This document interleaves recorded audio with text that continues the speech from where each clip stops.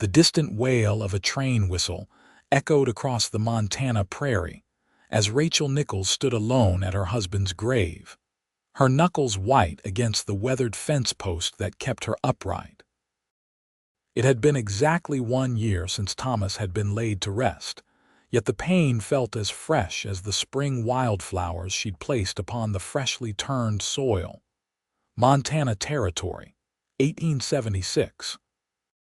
The town of Silver Creek had sprung up alongside the Northern Pacific Railroad just 5 years prior, and Rachel had arrived as a young bride full of hope.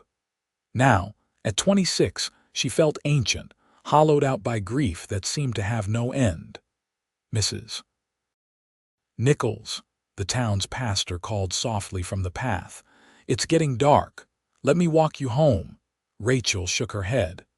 "Just a few minutes more, Pastor Williams." The older man nodded sympathetically before retreating down the hill toward town. Rachel was well known in Silver Creek, the young widow who ran the general store her husband had built, who smiled politely during Sunday services, who declined every invitation to socialize. The woman frozen in time since the day Thomas had been thrown from his horse and never woke up. She traced her fingers over the simple headstone. "I don't know how to do this without you," she whispered. The sound of approaching hoofbeats made Rachel straighten her back and wipe hastily at her eyes. She had no desire to be the object of more pity. Turning, she saw a man astride a chestnut mare, his hat pulled low against the setting sun. He was a stranger, which was unusual enough in Silver Creek. Most travelers passing through were railroad men or cattle drivers who kept to the saloon. The stranger dismounted with the easy grace of someone who'd spent most of his life on horseback. He removed his hat, revealing sandy brown hair and a face weathered by sun and wind. He couldn't have been more than 30. "Beg your pardon, madam," he said, his voice carrying a slight Texan drawl. "Didn't mean to intrude on your private moment." Rachel pulled her shawl tighter. "The cemetery is open to all, sir." He nodded respectfully. "Name's Rusty Blackburn, madam. Just arrived in town." He glanced at the gravestone beside her. "I lost someone too some years back." Never gets easier, does it? There was something in his eyes, not pity but understanding, that made Rachel's usual defenses falter. "No," she replied softly, "it doesn't. I've taken work with Mr. Jenkins at the livery. He mentioned you run the general store." Rachel nodded. "I do. You'll find everything you need there. We're open from 7 till 5, Monday through Saturday." She turned back to the grave, a clear dismissal, but the stranger didn't immediately leave. After a moment, he spoke again. "My mother used to say grief is like walking with a stone in your boot. Can't take it out, so you learn to walk differently." Rachel felt an unexpected surge of anger. "And I suppose you're here to tell me it's time I learned that new walk?" Rusty shook his head. "No, madam. Some stones take longer to get used to than others." He placed his hat back on his head, tipped it slightly, and turned to leave. Rachel watched him go, irritated by the interruption yet strangely unsettled by his words. "Mr. Blackburn," she called suddenly. He turned back. "The livery stable is that way." She pointed in the opposite direction he'd been heading. A smile touched his lips. "Thank you, Mrs. Nichols. I was just going to pay my respects first." He nodded toward a small cluster of graves on the far side of the cemetery. Rachel felt her cheeks warm with embarrassment. "I'm sorry." "I didn't mean to." "No apology needed," he interrupted gently. "Good evening to you." As Rachel watched him walk toward the older section of the cemetery, she realized it was the longest conversation she'd had with anyone in months. The next morning, Rachel opened the store as usual. She swept the porch, arranged the displays, and began inventory of new shipments from back east. The rhythm of work was her salvation, the only thing that kept her moving forward when every part of her wanted to remain in the past with Thomas. The bell above the door jingled mid-morning. Rachel looked up to see Rusty Blackburn removing his hat as he entered, bringing with him the scent of horses and leather. "Good morning, Mrs. Nichols," he greeted her. "Mr. Blackburn, what can I help you with today? Need some supplies? Just the basics to start." He moved through the store, selecting items with care: coffee, flour, beans, tobacco for rolling cigarettes, a new shirt, and a small bar of soap. "You plan to stay in Silver Creek long?" Rachel asked as she tallied his purchases.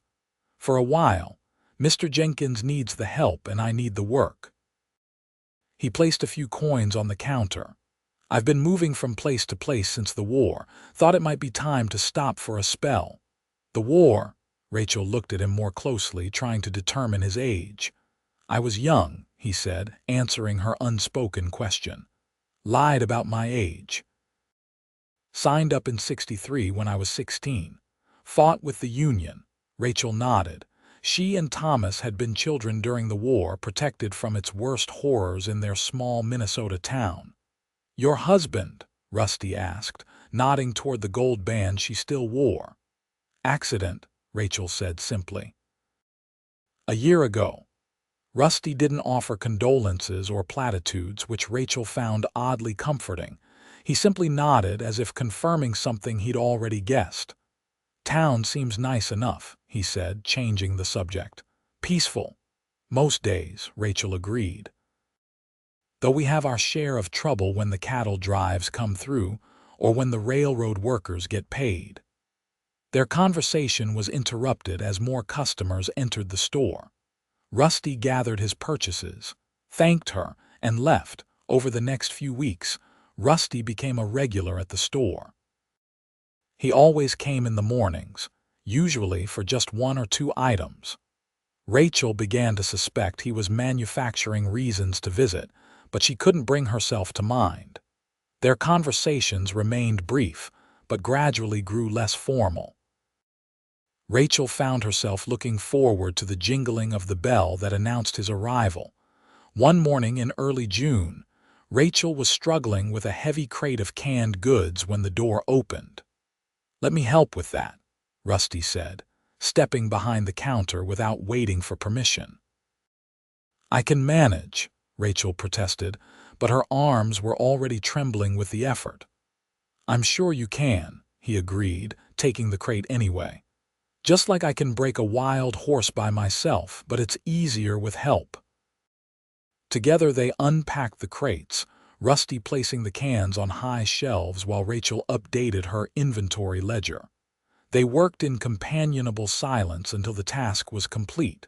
"Thank you," Rachel said when they finished. "That would have taken me hours alone." "Happy to help." "That's what neighbors do." Rusty leaned against the counter. "Speaking of which, Mr. Jenkins mentioned you might need help with some repairs around your place." Rachel hesitated. The roof of her small house had been leaking for months and the front steps were rotting through.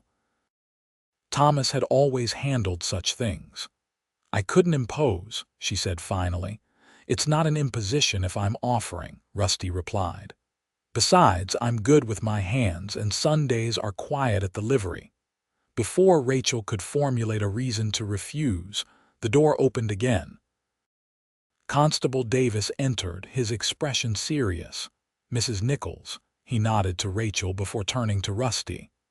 "Mr. Blackburn, I need a word." Rusty straightened. "Something wrong, Constable. Got a wire from Bozeman.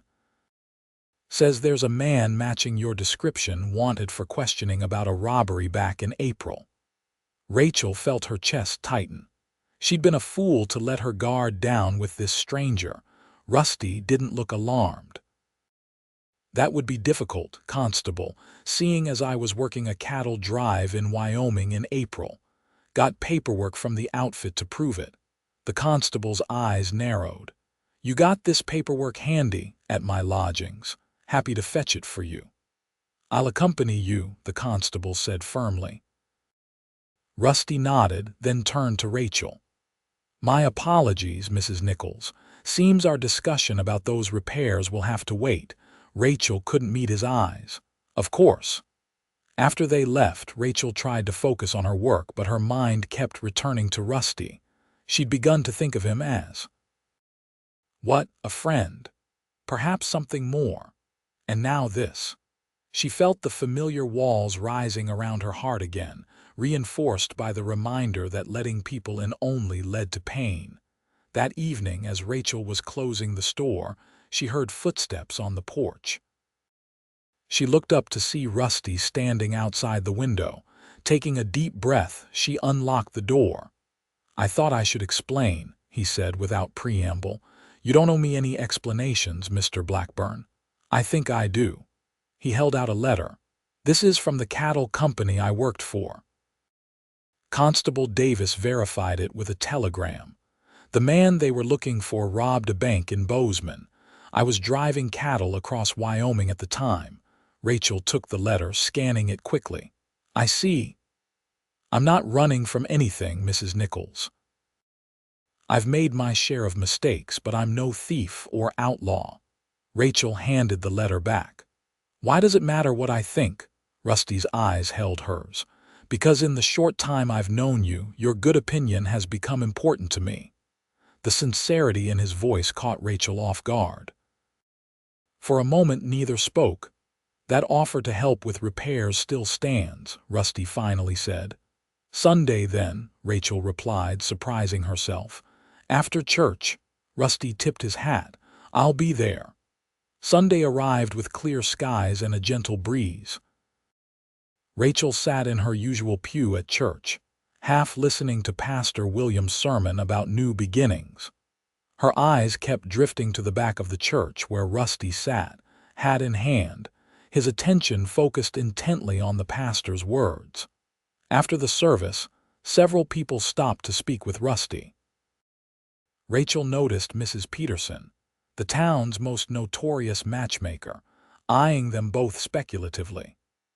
Rusty caught Rachel's gaze over Mrs. Peterson's shoulder and gave her a look of comic desperation that nearly made Rachel smile. They walked to Rachel's small house in silence.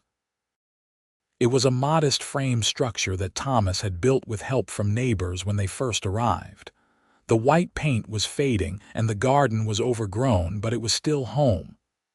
"Thomas built this place himself," Rachel said as they approached. "He had such plans for it. A bigger kitchen, a proper porch swing, maybe even a second floor someday." "He did good work," Rusty observed, running his hand along the porch railing.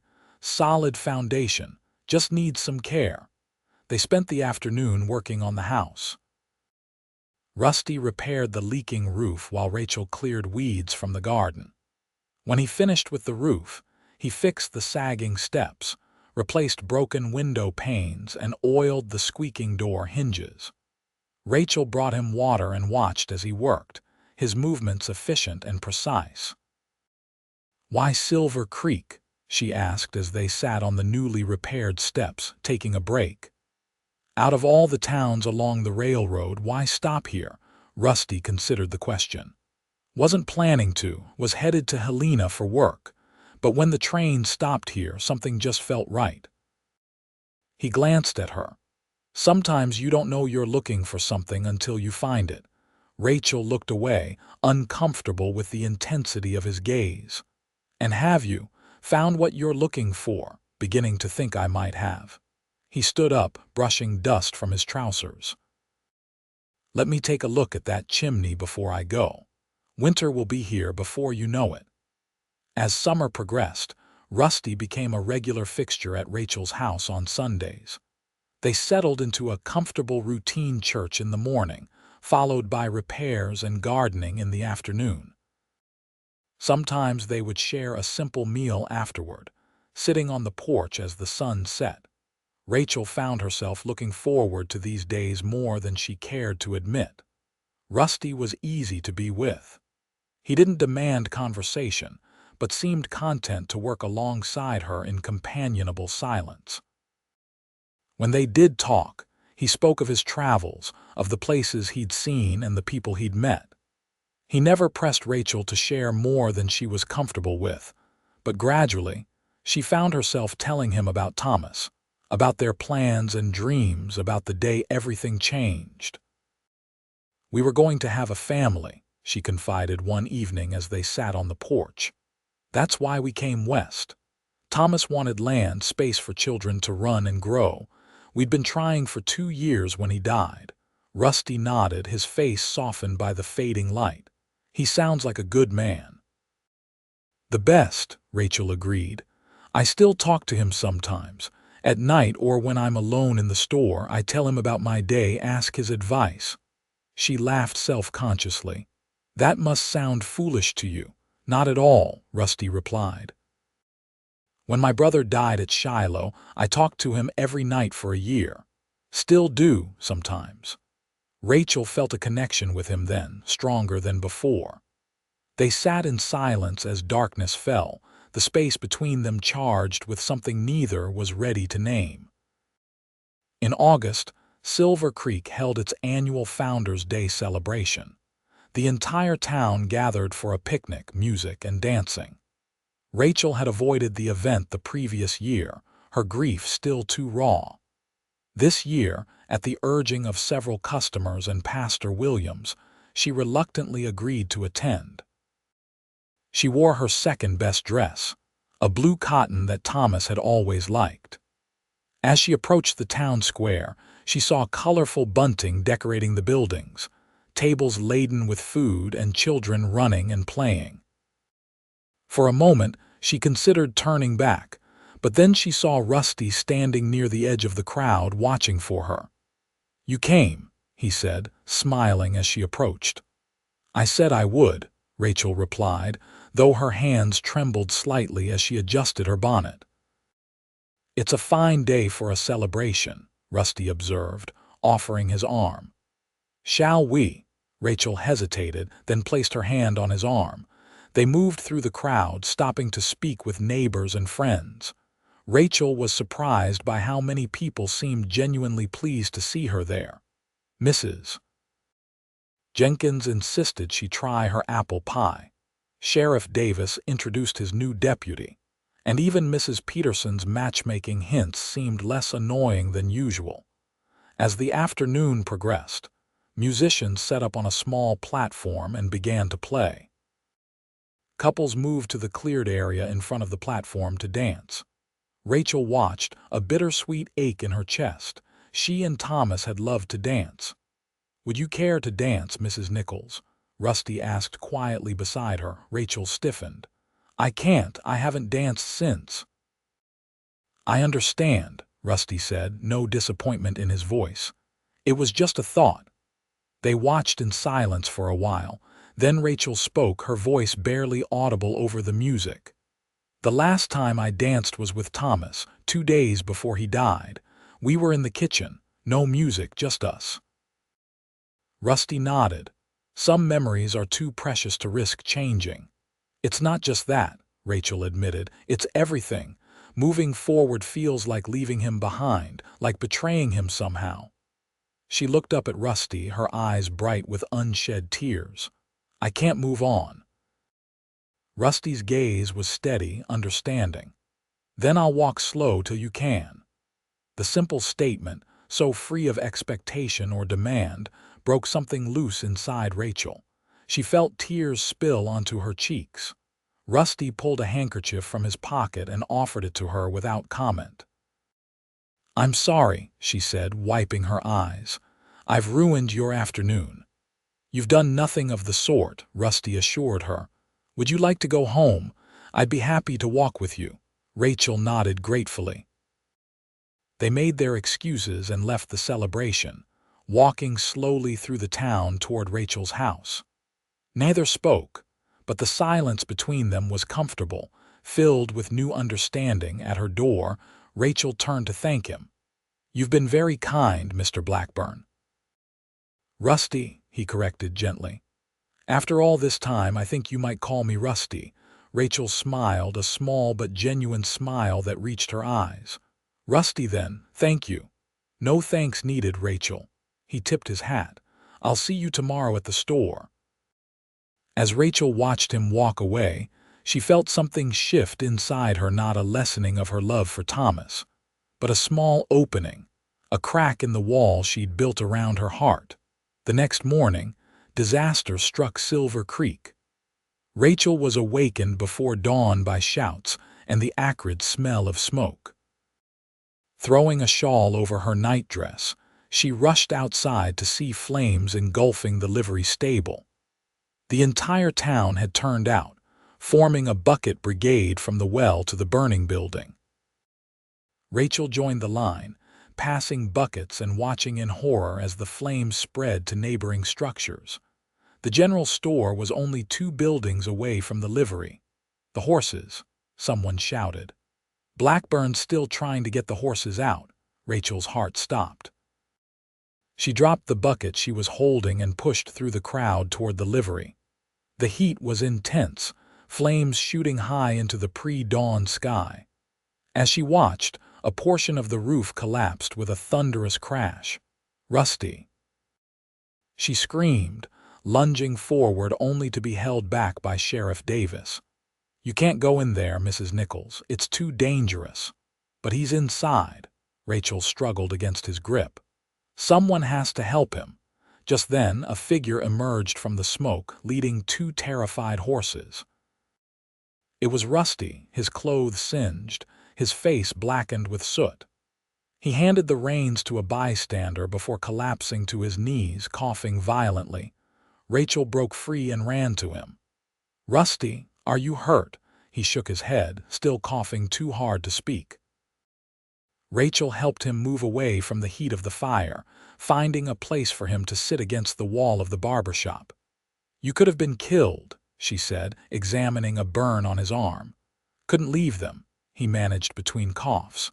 "Old Jenkins loves those horses." "And what about the people who care about you?" Rachel demanded, fear making her voice sharp. "Did you think about them?" Rusty looked up at her, surprise in his smoke-reddened eyes. "Do you care about me?" Rachel's anger deflated, leaving only the stark truth. "Yes," she whispered.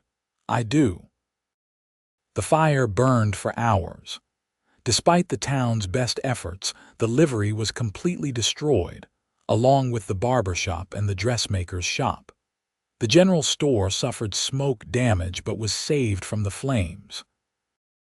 By mid-morning, the fire was contained, leaving a swath of smoking ruins in the heart of Silver Creek. Mr. Jenkins was inconsolable. He'd lost not only his business but his home, as he'd lived in rooms above the stable. Rusty had saved the horses, but all of Jenkins' personal possessions were gone. The old man sat on a crate across the street, watching as the last embers were doused. Rachel approached him, Rusty at her side. "Mr. Jenkins, I want you to know you have a place to stay. The room above my store isn't much, but it's yours for as long as you need it."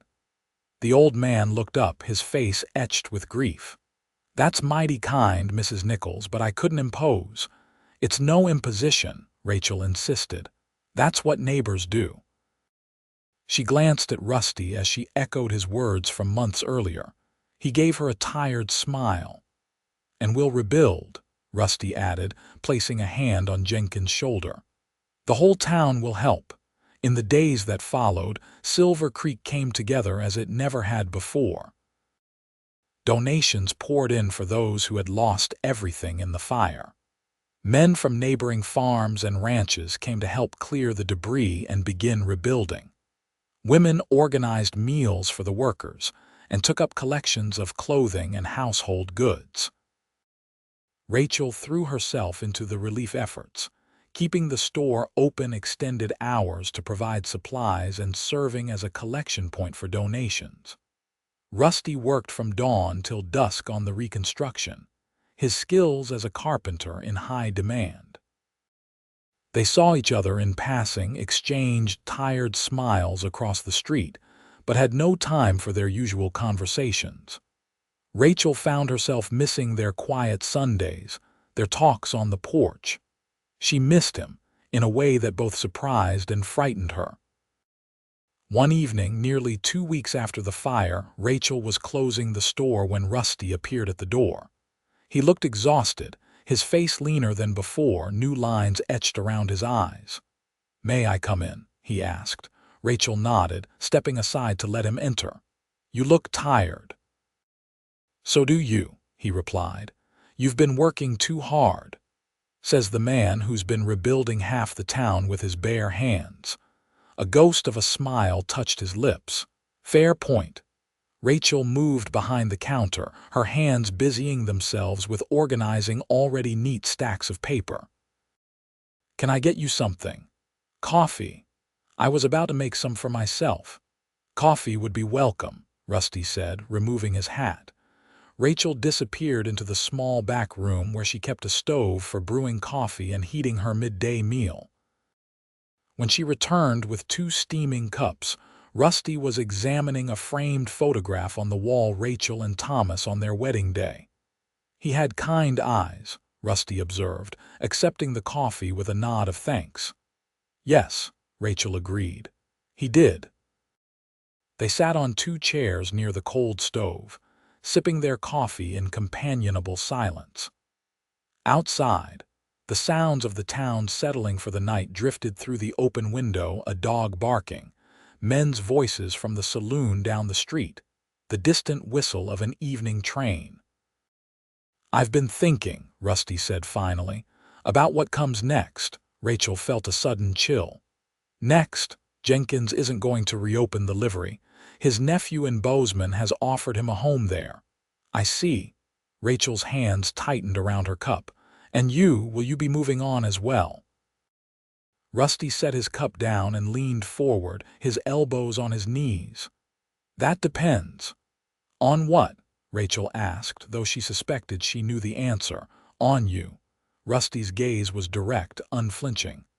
"I care for you, Rachel, more than I thought possible when I first came to Silver Creek. I know you're still grieving, still loving a good man who was taken too soon. I know I can't replace him, and I wouldn't try. But if there's room in your heart, even a small corner—" He trailed off, watching her face. Rachel felt frozen, unable to speak.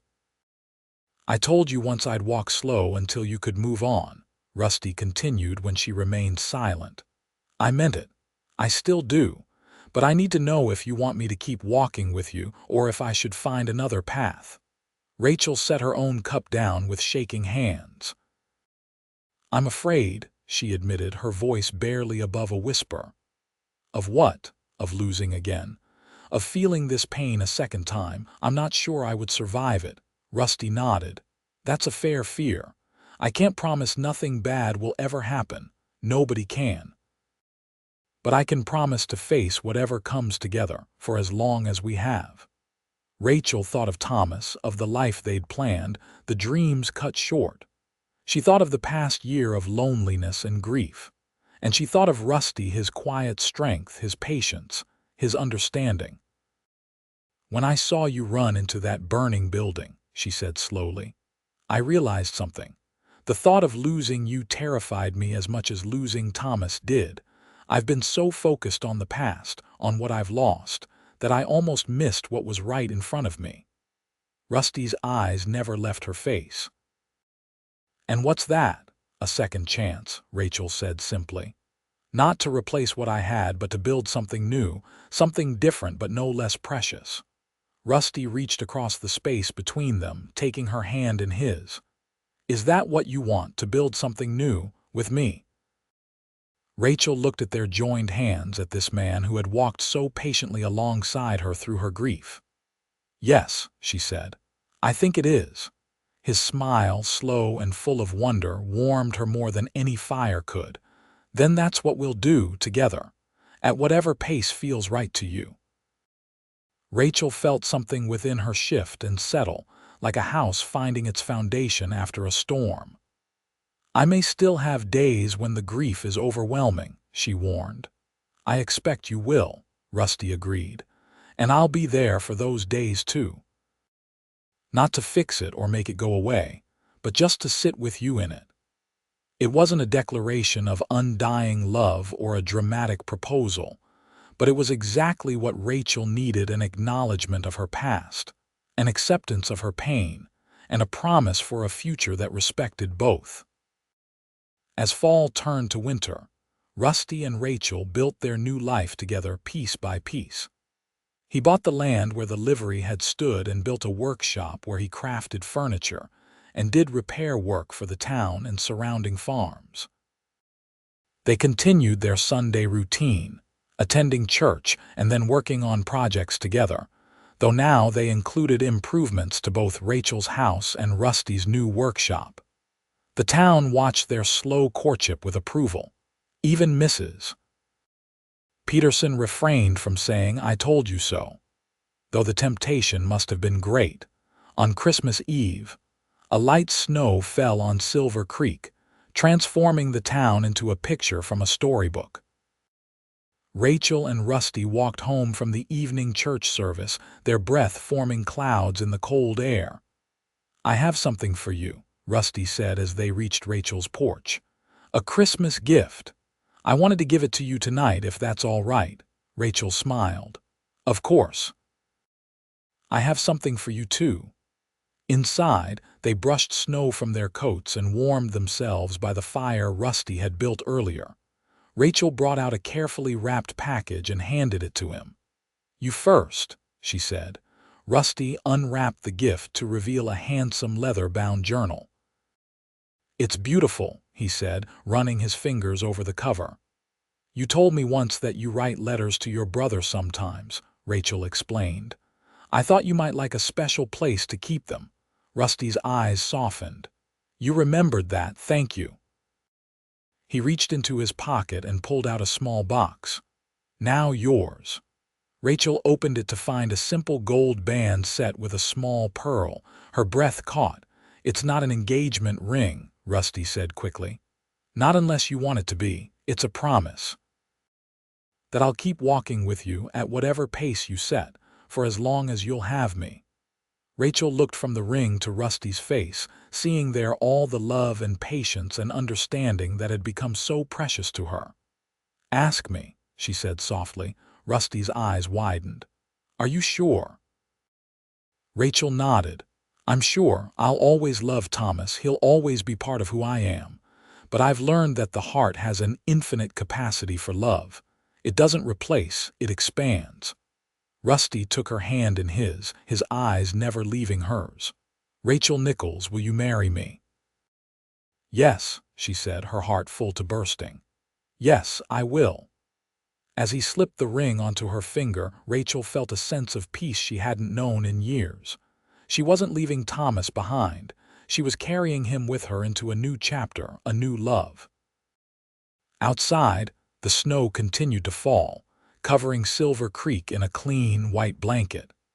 Inside, by the warmth of the fire, two people who had known loss found their way to joy again, one slow step at a time. Spring came early to Silver Creek that year. The snow melted, revealing tender green shoots and early wildflowers. On a perfect April morning, with the mountains still capped with snow and the prairie bursting with new life, Rachel and Rusty were married in the small church where they had first begun to know each other. The entire town turned out for the celebration. Old Jenkins came from Bozeman, bringing with him a matched pair of carriage horses as a wedding gift. Mrs. Peterson cried unabashedly throughout the ceremony, claiming credit for the match to anyone who would listen. Pastor William spoke of second chances and God's grace that makes all things new. After the ceremony, as they greeted their neighbors and friends, Rachel felt a moment of quiet sadness amidst her joy. Rusty, attuned to her moods now, squeezed her hand in understanding. "He would be happy for you," he said softly. "For us." Rachel nodded, blinking back tears. "I know, he would have liked you." That evening, after the celebration had ended and they were alone in Rachel's house now, their house, Rusty took her hands in his. "I want you to know something," he said. "I don't expect you to forget him or to love me exactly as you loved him. What we have is its own thing, special in its own way." Rachel reached up to touch his face, this man who had waited so patiently for her to be ready, who understood that her heart would always hold both past and present love. "Thank you for walking slow with me," she said. "For giving me time to heal." "Thank you for letting me walk beside you," Rusty replied, "and for making room in your heart for me." As they began their life together, Rachel knew there would still be difficult days ahead. Days when grief would resurface, when memories would bring both joy and pain. But she also knew she wouldn't face those days alone. She had found a companion for the journey, someone who understood that moving forward didn't mean leaving everything behind. And sometimes, when the light was just right, she could almost feel Thomas smiling down on them both, glad that she had found her way to happiness again. In the years that followed, Silver Creek grew and prospered. Rusty's furniture business expanded, gaining a reputation that brought customers from as far away as Helena and Bozeman. The general store thrived under Rachel's careful management. They built a larger house on the edge of town, with a workshop for Rusty and a garden where Rachel grew vegetables and flowers. And in time, they were blessed with children, first a son they named Thomas, in honor of Rachel's first husband, and later a daughter they called Elizabeth, after Rusty's mother. The house rang with laughter and childish footsteps, fulfilling at last the dream that Rachel and Thomas had shared so many years before. On quiet evenings, when the children were asleep and the day's work was done, Rachel and Rusty would sit on their porch swing, watching the sun set over the mountains. Sometimes they would talk of the past, of the loved ones they had lost, of the journey that had brought them together. Sometimes they would plan for the future expansions to the business, improvements to the house, dreams for their children. And sometimes they would simply sit in comfortable silence, grateful for the present moment and the love they had found. It wasn't the life Rachel had imagined for herself when she first came west as a young bride. It wasn't the life Rusty had expected when he stepped off the train in Silver Creek, a restless soul looking for a place to belong. But it was a good life, a life built day by day, with patience and understanding and love. And when newcomers to town heard their story of the widow who couldn't move on, and the cowboy who offered to walk slow until she could, they understood it wasn't just a love story. It was a story about healing, about second chances, about finding joy after sorrow. It was their story, written in the life they built together in that small town on the Montana prairie, where two broken hearts found wholeness in each other.